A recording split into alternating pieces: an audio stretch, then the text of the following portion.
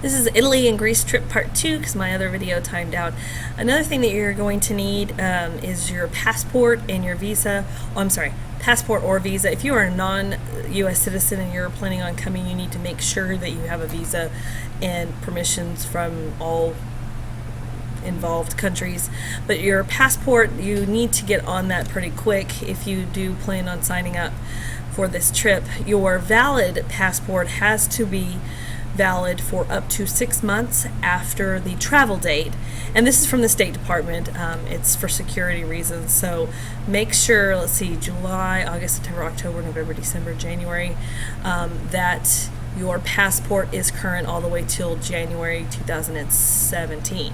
So make sure that that's you're checking into that, because you can pay for this trip all you want, but if you don't have a passport, you can't go. Also, make sure to spell everything correctly if you plan on getting your passport or applying for it.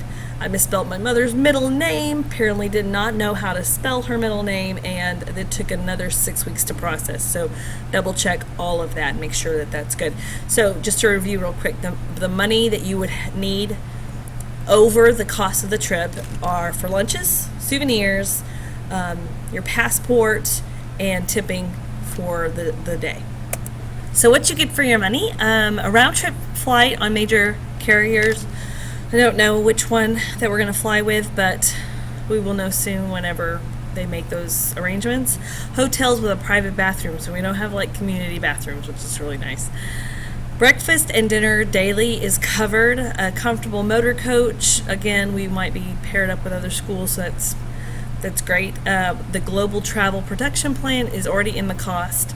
Okay, a full-time bilingual tour director, educational itinerary, and again, those things are not optional, but what we say we're going to go to. And the sightseeing and the fees for the attractions are in the cost. So, if we have to pay to get in to see the Coliseum, it's done because it's in the cost. So whatever's on the itinerary is paid for.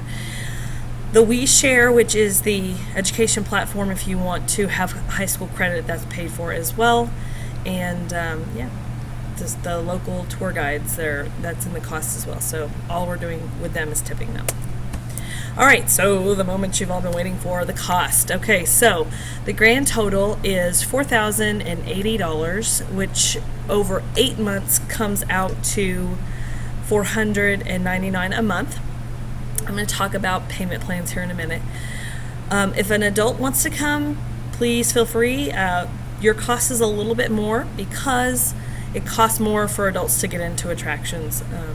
And then, of course, the Global Protection Plan is a part of that, and which you can opt out of, but I would highly recommend you not do that. Okay, but we have a deadline, which we're going to talk about in a minute, because if you're going to make payments, you want to get on that pretty quick.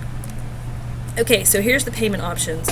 When you go online, you can register for the tour.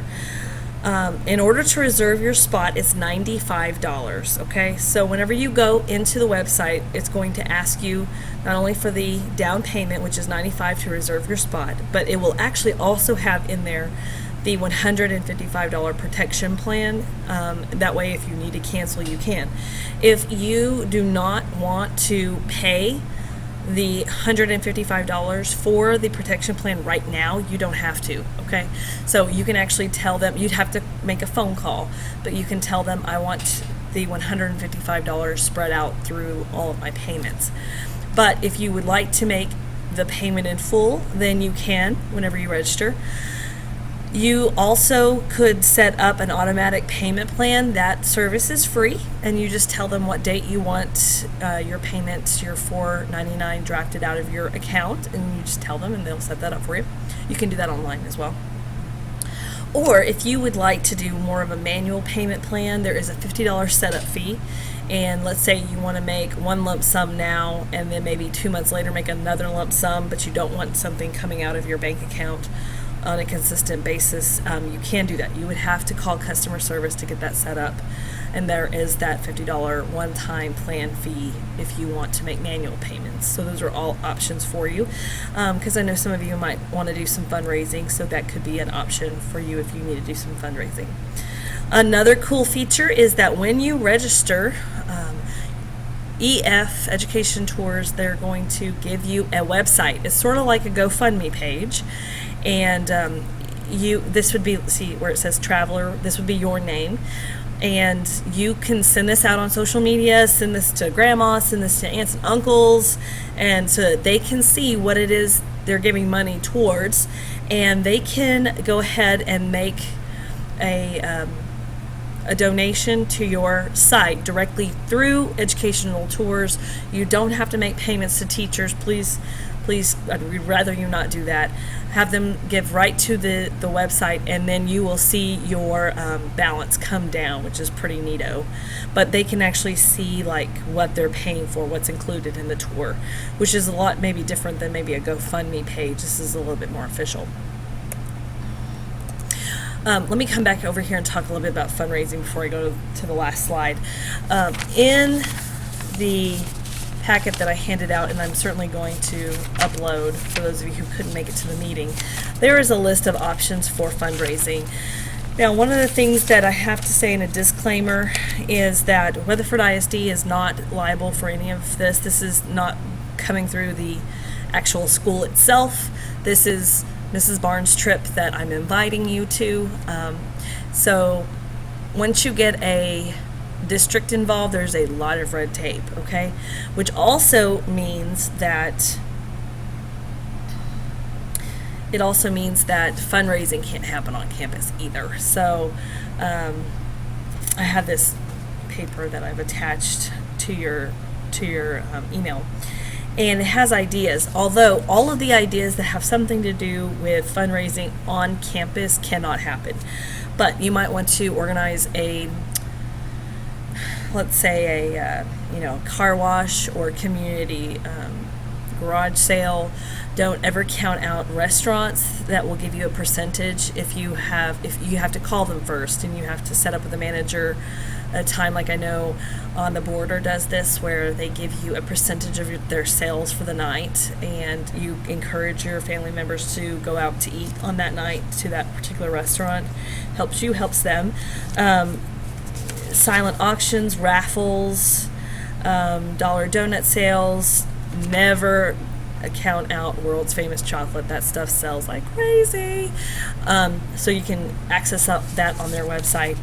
And so there's a lot of fundraising opportunities for you. Unfortunately, they cannot happen on campus itself. I know a lot of the parents that came to the meeting last night wanted the contact information from other parents so that they could organize something with all the students. What's also great about that, let's say you have a car wash and you make, $1,000 in a car wash. One person can send that money to EF and tell them, this is the tour number we're going to be on, these are the students that were involved in this fundraiser, and we want the money divided into those accounts this way. They'll do it for you, so you don't have to worry about, let me make sure that this student gets this money and then they put the money in themselves. You don't have to do that. They will be happy to take care of you that way. So who's in reserving your spot? So right here is the actual, this is our tour, and this is our tour number. This application date is not actually accurate. Last night was my meeting, so I was hoping for something like a week out. That would be the 29th of October or the 30th.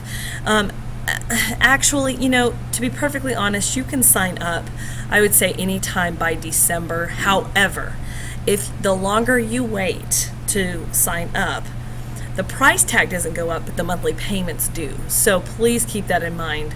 The later you sign up, it might be harder for you to do this. So I would say talk to your family members, talk to grandma, talk to aunts and uncles, and see what they think. And maybe in about a week from now, decide, okay, is this something that is feasible for us to do? And if it's not, I hope to go somewhere else next year. I hope to go to the British Isles, to England and Ireland, and take students then too. So please let me know if you ever have any questions. My email address, you have it because I just emailed this to you. Please don't hesitate to ask, all right? And hope to see you in Greece and Italy.